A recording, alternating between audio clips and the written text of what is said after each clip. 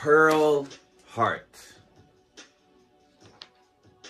Sounds like, oh, he has a pearl heart, or she has a pearl heart, like a diamond heart, but a pearl heart. But no, this young lady, or at one point she was a young lady, this dead lady, was born Pearl Taylor, from 1871 to 1955. She was a Canadian-born outlaw.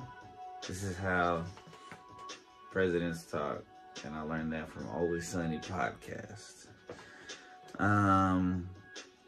She was a Canadian-born outlaw of the American Old West.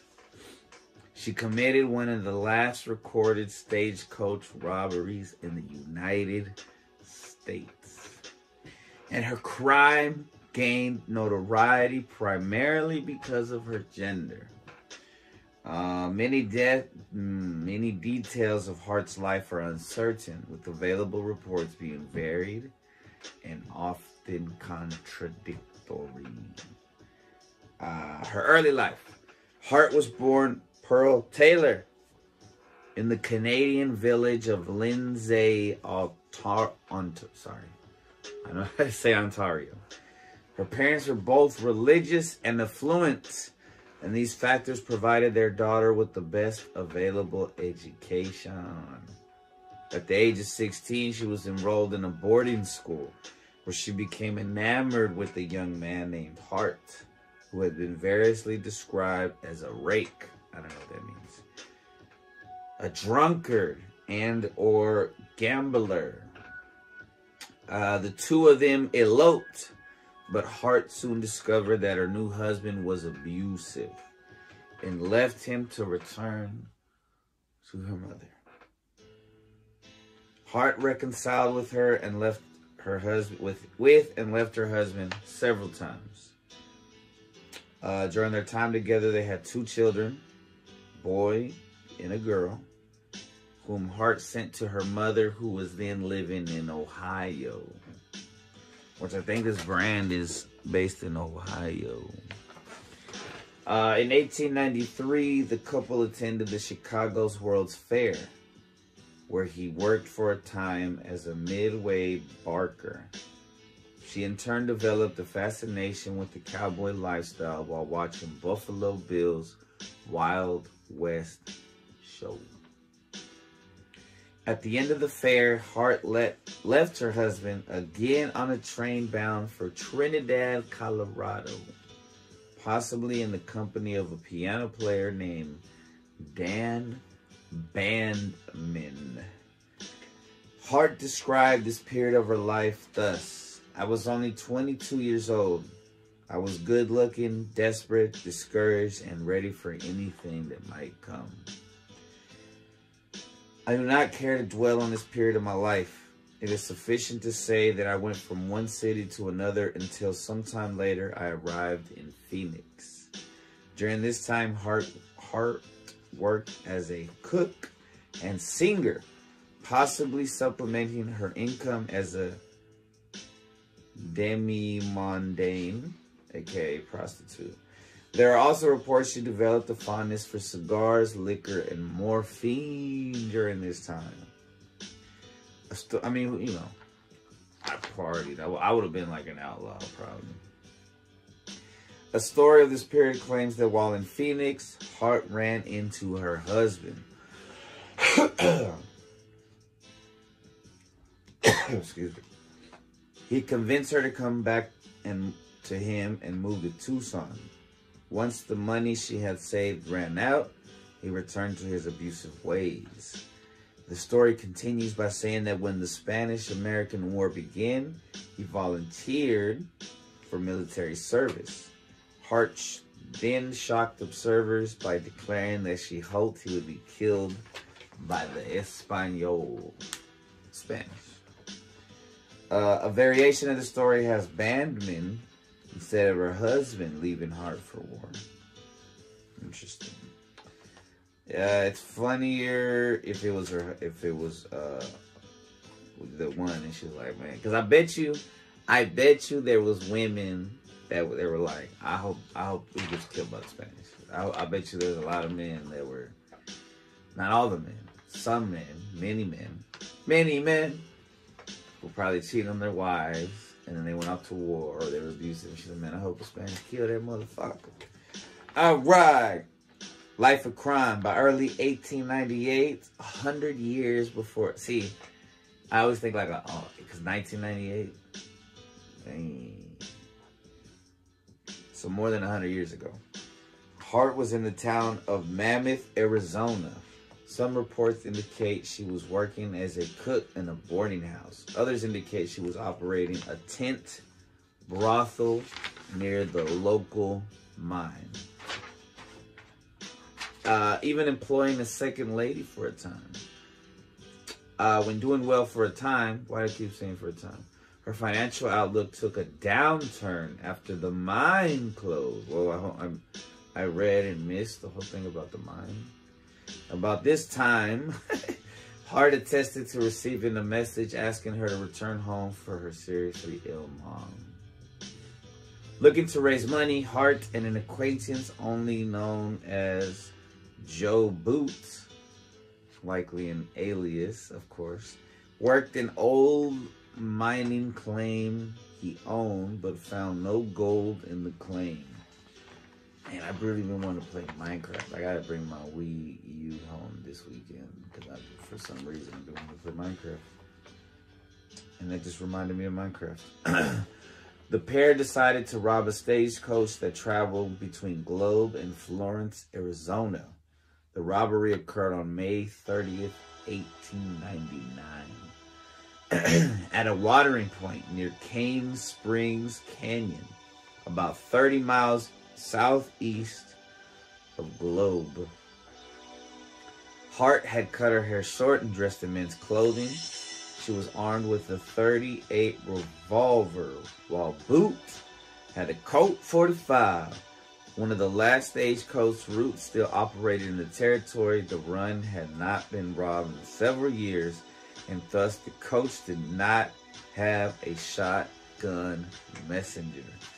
The pair stopped the coach, and Boot held a gun on the robbery victims, while Hart took $431.20, equivalent to $13,414 in 2020. And 2 firearms from the passengers. After returning $1 to each passenger, she then took the driver's revolver. After the robbers had galloped away on their horses, the driver unhitched one of the horses and bedded back to town to alert the sheriff. Accounts of the next few days vary. According to Hart, the pair took a circuitous route designed to lose anyone who followed while they made their future plans. Others claim the pair became lost and wandered in circles. Regardless, a posse led by Sheriff Truman of Pinal Glen caught up with the pair on June 5th, 1899. Finding both of them asleep, Sheriff Truman reported that Boots surrendered quietly while Hart fought to avoid capture. The trial of Pearl Hart was held in the 2nd Pinal County courthouse located at 135 Pinal Street in Florence. I don't know if I heard that. Following their arrest, Boot was held in Florence while Hart was moved to Tucson, the jail lacking any facilities for a woman. The novelty of a female stagecoach robber quickly spawned a media frenzy, and national reporters soon joined the local press clamoring to interview and photograph Hart. One article in Cosmopolitan said Hart was just the opposite of what would be expected of a woman stage robber. Though when angry or determined, hard lines show about her eyes and mouth. Locals also became fascinated with her, one local fan giving her a bobcat cub to keep as a pet. The room in which Hart was held was not a normal jail cell, but made of lath and plaster. Taking advantage of the relatively weak building material and possibly with the aid of an assistant, Hart escaped on October 2nd, 1899.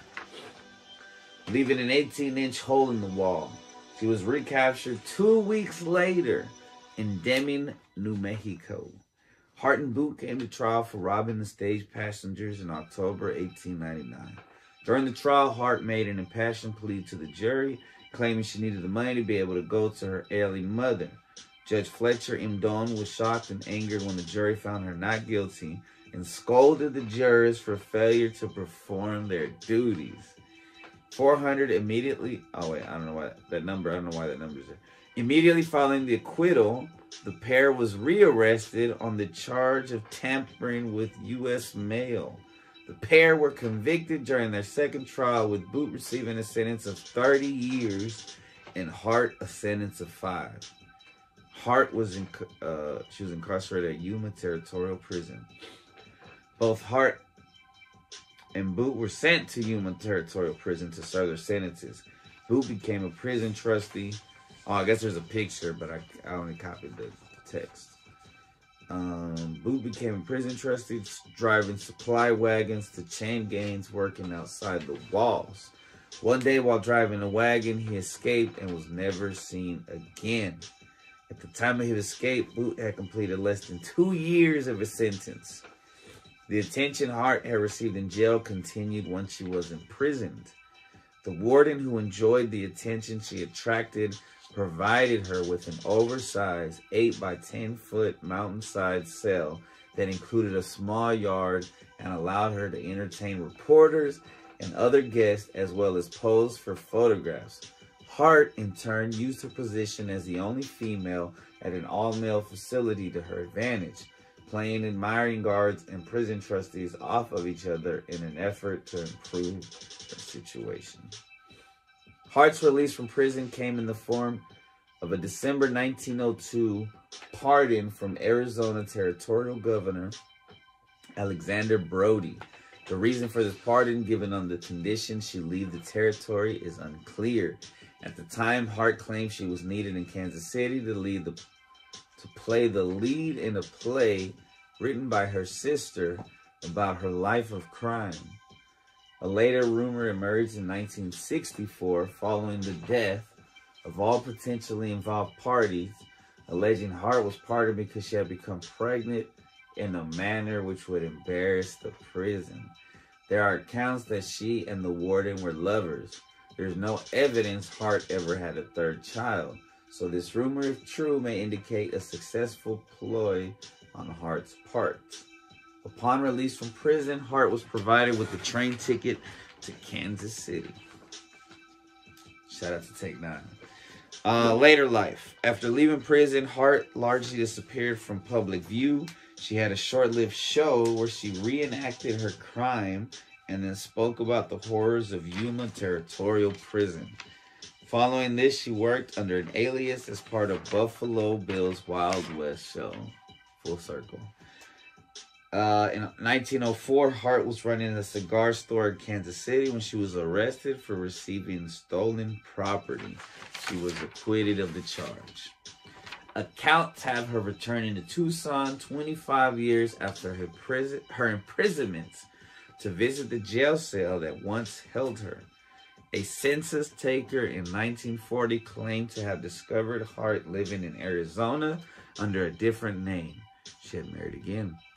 She lived a private life with her husband of 50 years, George Calvin Bywater. She is acknowledged as the only female stagecoach robber in Arizona's history, earning her the nicknames of Bandit Queen or Lady Bandit. Shout out to Pearl Hart, but she had a different name. What's she born as? Pearl Taylor? See, this is what you get for throwing the fucking papers on the ground, bro. Now you don't even know her. Oh yeah, I can throw it back to you like it's on there. Pearl Taylor.